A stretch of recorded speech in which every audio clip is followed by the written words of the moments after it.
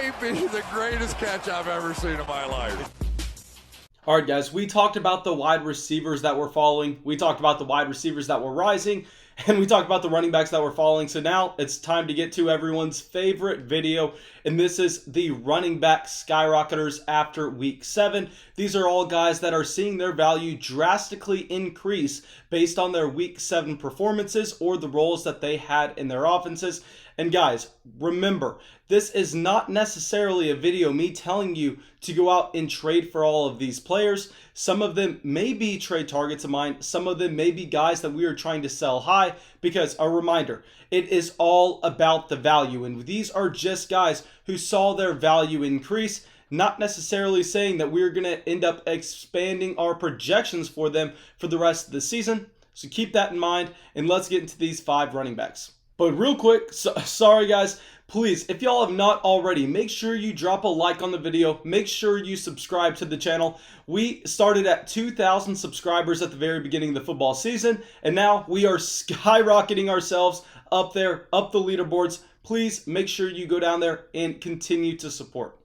Now, the first player that we are going to get to is actually going to be someone that we have been prioritizing having on our rosters over the past few weeks, and this is Chase Edmonds. So with Chase Edmonds, he did not necessarily see a massive workload this past week against the Seattle Seahawks. He only saw 5 carries, 7 receptions, but what he did with this workload that he had was be extremely efficient. What we love about Chase Edmonds, and why we have been saying that you need to make sure you have him on your bench in case we see anything happen to Kenyon Drake, a running back that we have never seen handle a full workload, whether that's at the college or NFL level. So that is why Chase Edmonds was one of our top priority running backs. And so with Kenyon Drake going down with what looks to be about probably a month, I think we are just going to be expecting Chase Edmonds to step in that same Kenyon Drake role, but instead of seeing that many carries, instead he's probably going to end up seeing about 8 to 12 carries a game and continue to get that 5 to 6 reception mark. And I know, guys, that does not sound like a massive workload, but what we have to understand is with Kyler Murray taking so much attention from the opposing defense's linebackers, this is going to allow Chase Edmonds to really be freed up on those plays. He's going to have a ton of space to operate, and with how we've seen his efficiency so far in games where Kenyon Drake was the starting running back, I think we expect that to maintain. And with the volume going up, this is a running back that honestly I probably have as a top 12 option for us every single week that Kenyon Drake is out, just because we know that the talent that is there. We know that the offensive line is legit. And on top of that, we are just seeing the usage in the passing game. I mean, everything that you would want to see from Chase Edmonds, he's going to provide you. So this is a running back that I am not trying to sell high. I am trying to ride him out. And I am so happy that so many of y'all have him on your bench. We have received so many DMs thanking us for making sure that we prioritized getting Chase Edmonds on all of the flock rosters. And yeah, just absolutely great. Could not be happier. Now, our next running back is also another player that we have been making sure is on our rosters. So the guys, this past week was fantastic for everyone in the flock, and this is Antonio Gibson. So y'all know with Antonio Gibson, he did make our must-start running back list. And on top of that, we were so high on him coming into the year. So I'm sure y'all are unbelievably tired of hearing me talk about him. But coming off a matchup where he had 20 carries, went over for 100 yards, and scored a touchdown, this is someone that I think we should be excited about going forward. The only problem here with this performance is somehow we did not see Antonio Gibson go and log a single reception. Now that is actually very, very, I want to say concerning, because J.D. McKissic, for whatever reason, is still getting those targets out of the backfield. And we know that Antonio Gibson is that former wide receiver at Memphis. So personally, I just don't understand why he is not seeing the targets out of the backfield. I don't understand why we are seeing J.D. McKissic continue to have a role on this offense. I think that this is something Antonio Gibson can get past as the year goes on. But for now, I mean, his role is still kind of pigeonholed as this first and second down running back, and he's not even necessarily getting all of the usage in that game where we saw Peyton Barber get some touches out of this backfield this past week. So with Antonio Gibson, while I love the talent, while we made sure we had him in our starting lineup this past week, honestly, I think that maybe we end up trying to sell him off this performance, even though I've been making sure we have him on all of our rosters. Guys, I just think it's so concerning seeing J.D. McKissic still have this role. I would have thought by now we would have seen Antonio Gibson get those targets out of the backfield because we know he has the talent. But if he's just not being asked to do that in Washington, and it's already week 8, I mean, I don't know if we can expect that to change anytime going forward. Okay, now our next running back is someone that we really don't have on many rosters, and this is Leonard Fournette.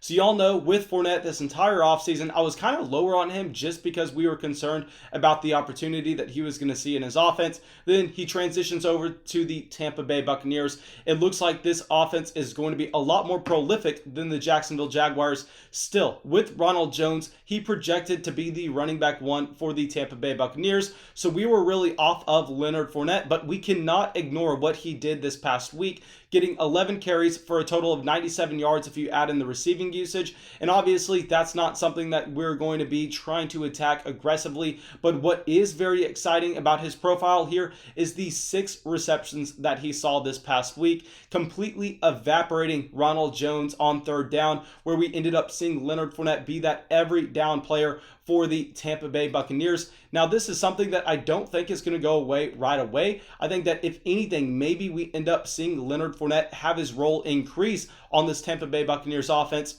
So I don't think this is the end of it. If anything, I think we should be trying to sell Ronald Jones. I think we should be holding Leonard Fournette where we have him because he is truly emerging on what looks to be probably, I would say, a top 5 offense in the NFL, especially when Antonio Brown comes in. They're going to have no problems moving the ball down the field. It looks like it just took a little bit of time for Tom Brady, someone who was in the same offensive system for like 20 years, to transition to a new team. I mean, who would have thought that was going to happen? But still, I think that when we are trying to evaluate Leonard Fournette going forward, this is a running back that has the size, he has the athleticism, he has the pass catching ability, where it doesn't necessarily matter if he looks bad on the football field. If he's getting those targets out of the backfield, he is someone that we can put on our fantasy football rosters. Personally, I think from a week-to-week standpoint, we're going to be projecting him as a low-end running back too, but we have to keep in mind, if anything does happen to Ronald Jones, Leonard Fournette could come up and be a top,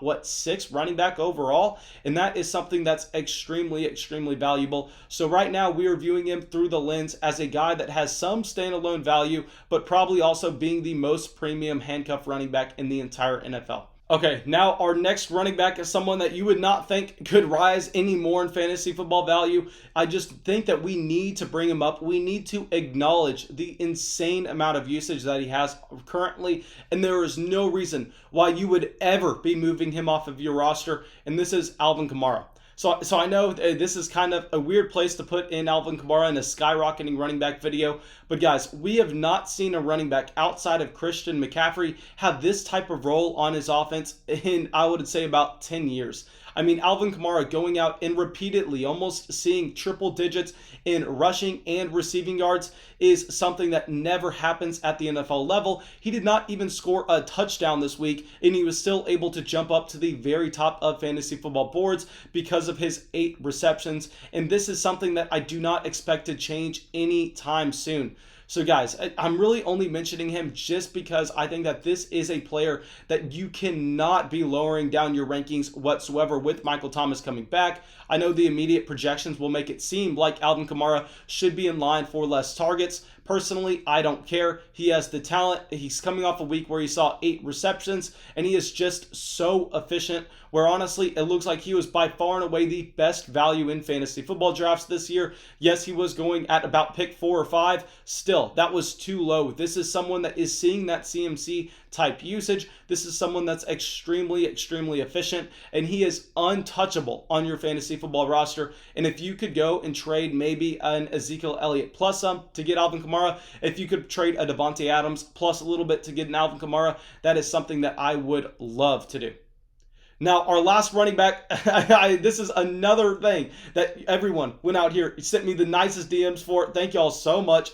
James Robinson. So y'all know we made James Robinson one of our must-start running backs last week. Everybody who came in the live stream that asked about James Robinson, I said that y'all were panicking. We needed to make sure we consistently had him in our starting lineups just because this is a running back that is getting the usage in the receiving game, getting the goal line work, and on top of that, getting the carries between the 20s. And I talk about all the time in fantasy football at the running back position. Yes, you want to see the overall touches be up, but what is actually more important is you actually want to see the running back getting the high value touches in the backfield. Those are the receptions, those are the touchdowns. And with James Robinson, he had not necessarily been seeing that usage as he did earlier on the season in weeks 5 and 6, and that was due to the Jacksonville Jaguars getting completely blown out and then putting Chris Thompson in. Even though they got blown out this week and then Gardner Minshew had to come in and kind of make the game look close at the end, still, it did not matter. We saw that consistent usage from James Robinson, who was able to prove that he is still a running back 1 in fantasy. Guys, this is not a performance that I'm trying to sell high. Repeatedly, James Robinson has showed us that he's that elite option in the Jacksonville Jaguars offense. It would be different if he was not seeing either the goal line usage or the receptions, but he has had that role the entire year. I don't expect that to change anytime soon. So with James Robinson coming off of a 2-touchdown performance, over 100 yards and 4 receptions, nothing that I am looking to do is getting off of James Robinson. Now, thank you guys. I really hope y'all enjoyed this video. I really hope y'all got something from it. As always, if y'all did, please make sure you go down there, drop a like, subscribe to the channel, leave a comment. It really helps a ton. And yeah, thank y'all so much. I hope I see you in the live stream tonight at 9 p.m. Central.